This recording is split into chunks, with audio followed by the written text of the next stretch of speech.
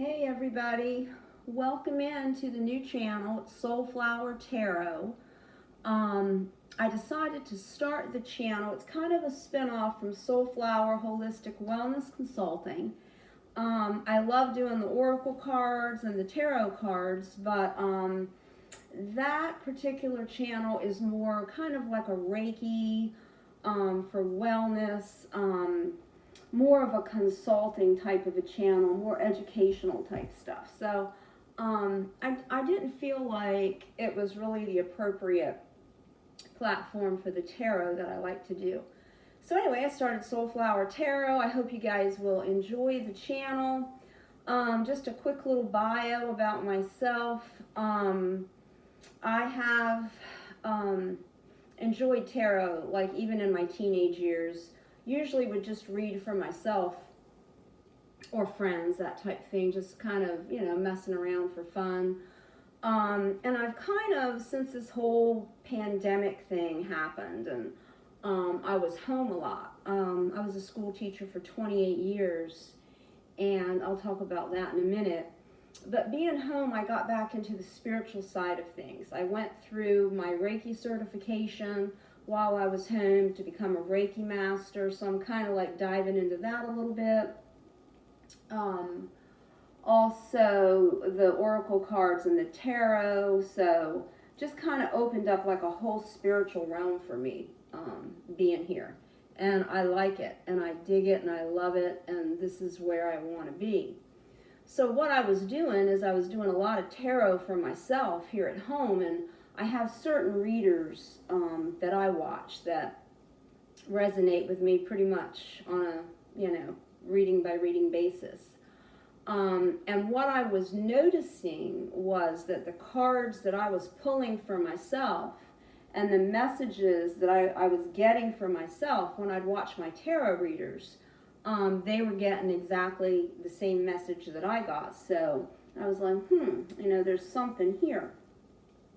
I will say, however, that, and I'll talk a little bit about who I watch: Soulful Revolution Tarot, Conscious Evolution, Jane International, Allie's Tarot, Scorched Earth, Hidden Truth Tarot by Taria, and The Waymaker with Michael.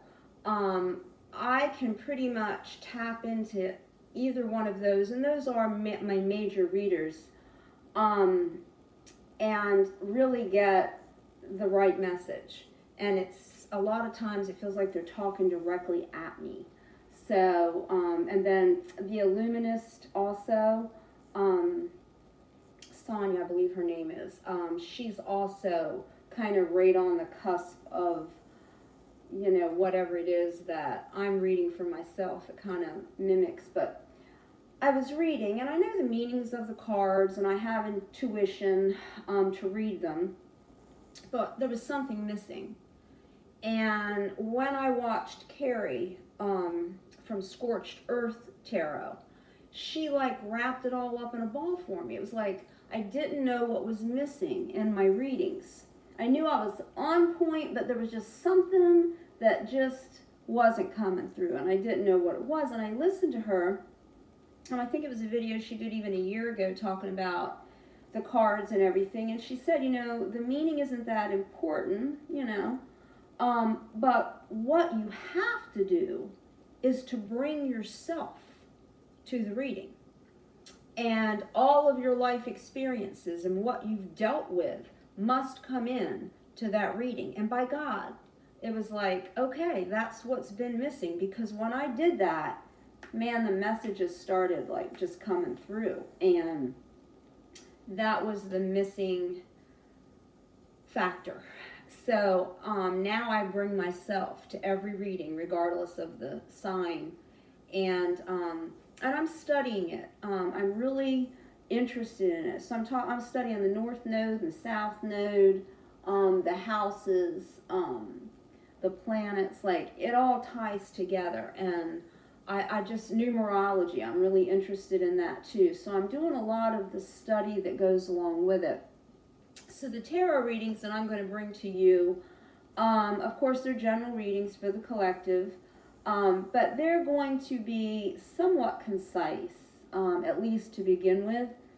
As Spirit guides me into the readings, they may be more elaborate with time.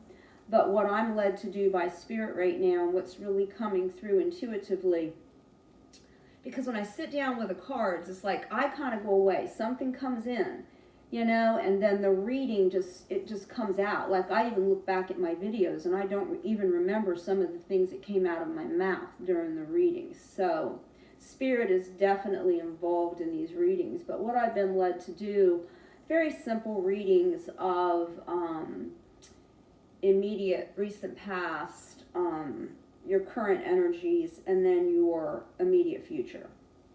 And then pulling 2 clarifiers for each one of those cards for each zodiac sign. So that's kind of how the channel's going to take off initially, I think.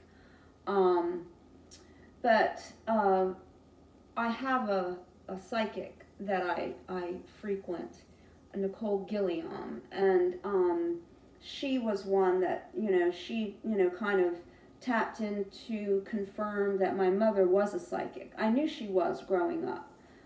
She knew things that no one, even my friends, like, how does your mother know these things? And when I would ask her, she would say, oh, it's just my intuition. I just know. She couldn't really answer why she knew, but she did. My daughter also has this gift. I have clairaudience, where I hear things, something, and it's very ancient, it's very cryptic a lot of times in the language, and Nicole kind of enlightened me there too. I've said things that wouldn't typically come out of my mouth, like an idea is being birthed, so those are spirit guides, ancient ancestors possibly, that are giving me messages and, guiding me on this spiritual path. The meditations are important because of the downloads that come in. I don't want to just get all scattered, like talking about everything, but anyway, I've been led into this spiritual practice. And I love it, and it feels very comfortable here. When I was on Carrie's Live Friday night for the new moon, and the Mars alignment, and it was just like being home, like being really settled. And so, that's one of the messages that I've gotten, is try to be with like-minded people right now. It's very important for your sanity to be around people that, you're very like-minded with. Deepak Chopra is a good teacher for me too. He helps me, with attachments. Being a Virgo, I've got this side of me that just wants to help everybody all the time, and I get very attached, and I've learned about how attachment leads to suffering. So I really listen to my spiritual teachers. And I'll go back for a second. I was a teacher for 28 years in the public school systems. I have a PhD in educational philosophy, and I have a master's degree in special education.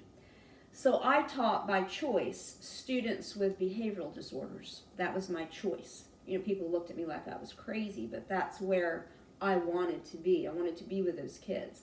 I wanted to bring out the best of those kids, because so many of those kids were brilliant. But the brilliance couldn't shine through due to the behaviors and a lot of times the home environments that they were, caught up in. So, I started out back in 92, 93. I was a young mom myself, and I'm 61 now. I guess I was 33 when I started teaching, something like that. I don't know. But the class was really bad, and the male teacher that had been in the class had actually been beat up by a few of these boys. They were in juvenile when I came into the classroom, and in fact the principal that I had at the time was like, every fiber of his being was saying, don't hire this woman, she's too small, she's too, her frame isn't big enough, she's, these are big boys and they have problems and so on and so forth. He said, but then that inner voice was saying, she's the person for the job, she's the person for the job. And I won't go into everything, but if you've ever seen Dangerous Minds with Michelle Pfeiffer, that was me in my first year of teaching, that whole scenario.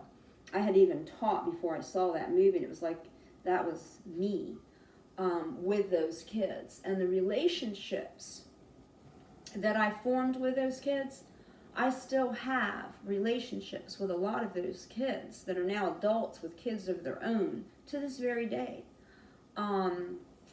Because for whatever reason, God put me in their lives, and it was like an extension of family always. And that never went away. And that was children back then up until, children of who I taught within the last year. And then back and beyond. I've had some families that I've taught all of their kids at some point, One of my families, I'm a widow, and I'll talk about that in a second. I've been widowed twice in my life. But when my last husband passed away 3 years ago, a family that I had taught stepped up. They had a lawn care business, and they come and they do my lawn every week, and they don't charge me for it. And it's in gratitude for, what I did for the family and the kids over the years. And, what a great blessing and exchange of energy that is. So I'm so appreciative of the relationships in my teaching career that I made. But God was pushing me out. Started about 6 years ago. My daughter and I were discussing this, and I don't really know how to do anything else but teach, not really, or I didn't feel like I did. And, I cleaned in the summer. I would clean condominiums, or I would wait tables because I like that service piece, and it's something that I enjoy doing outside of teaching.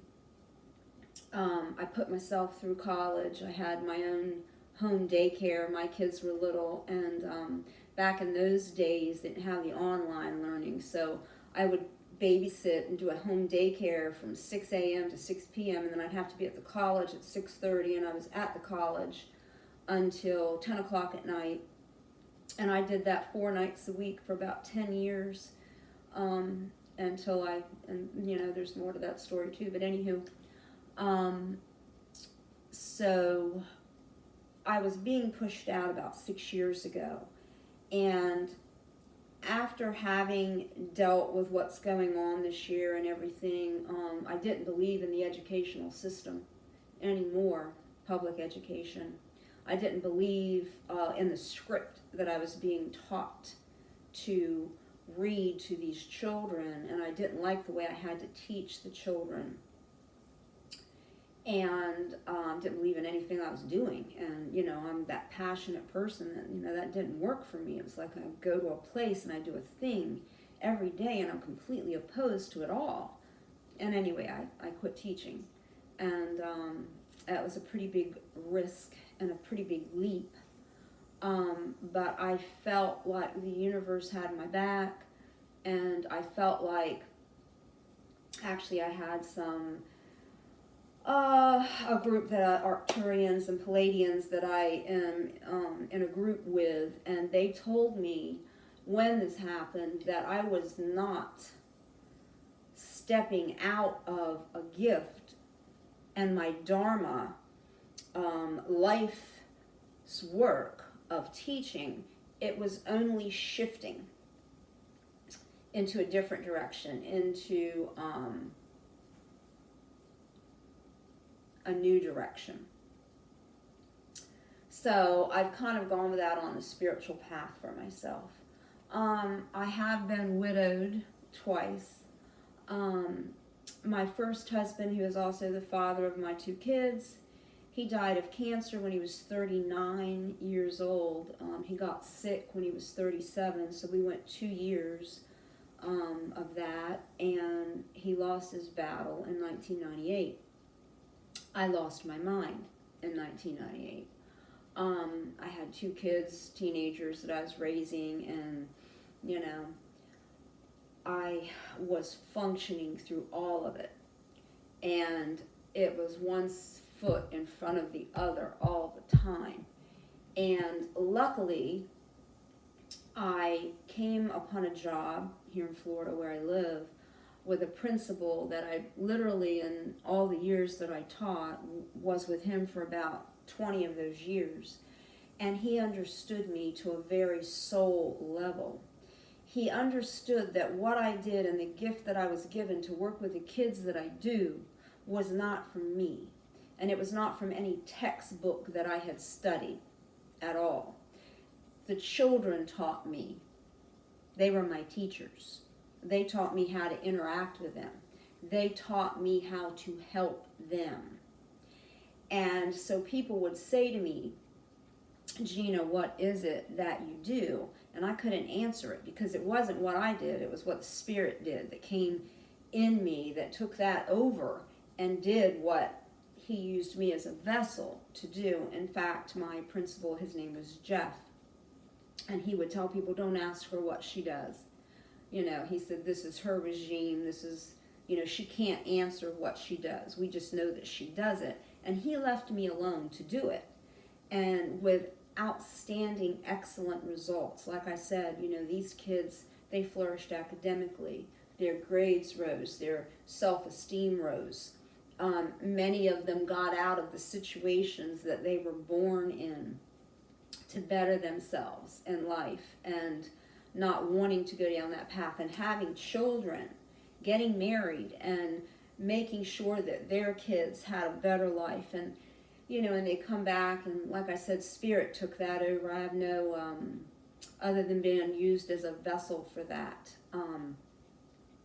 That's what he did for them, and I'm glad that he used me for that. But I knew about a month ago it was time for me to go. I had to go, and it was a force that was so great that when I wrote the email to quit my job, I actually walked away from my computer like 4 times, and I'm like, are you kidding me? You know, what do you...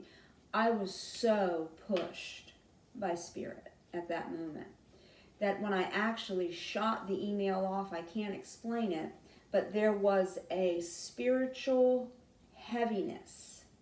I felt it. Spiritual heaviness that lifted off me at that time. Now, did other stressors come in? Of course they did. You know, money, where's it going to come from? You know, you just gave up a career, you know. And I have people that are still from my family and other people looking at me like, you're crazy, you know, what you did. But I am still a teacher. I'm a healer. I am in service to you. I take what I give to people as guidance of any kind very seriously, and I love doing it. So I am here with this brand new channel.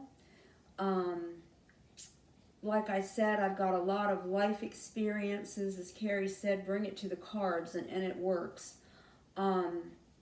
I've been widowed twice. Like I said, my first husband at 39. Took a while to bounce back from that and really gather myself. My kids left me for a while, and then they came back, and you know, now I have 4 grandsons that are like, whew, they are the sunshine of my life, you know, the realm. And my kids and I have become closer, as I maybe was not that great of a mother from the time my son was 16, you know.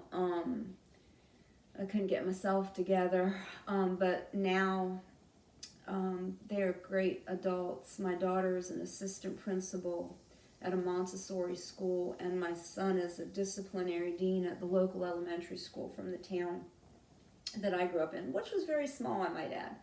Where I came from, you know, my childhood was wonderful.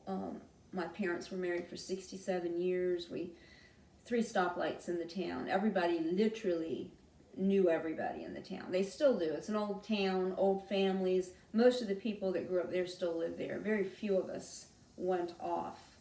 And why I left was because my first husband and I were best friends our entire life. I mean, we actually even looked alike. You know, at some point, people thought we were brothers and sisters if they didn't know us, because we did everything together.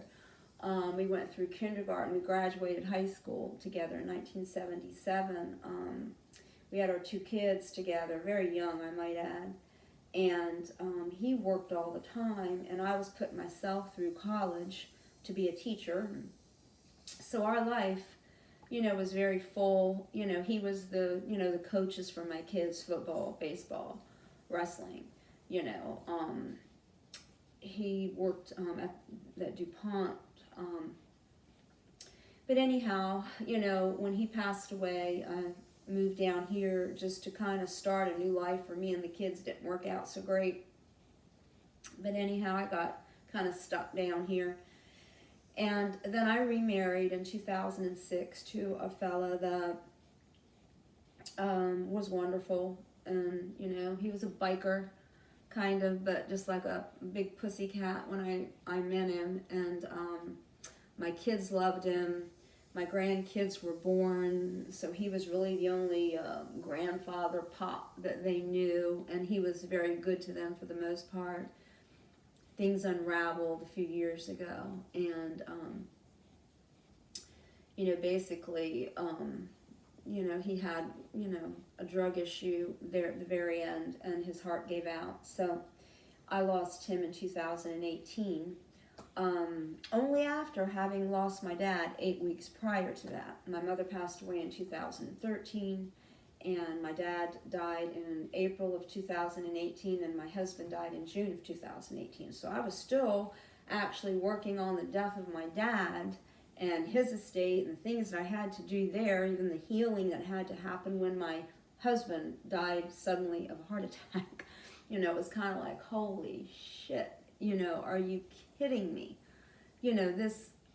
But anyway, that's all, back there, and I've had to heal from it and step away from it. So part of my healing, hopefully will help someone of you heal out there, and that's my hope, that, I'm a survivor, and even at 61, I'm still pushing through.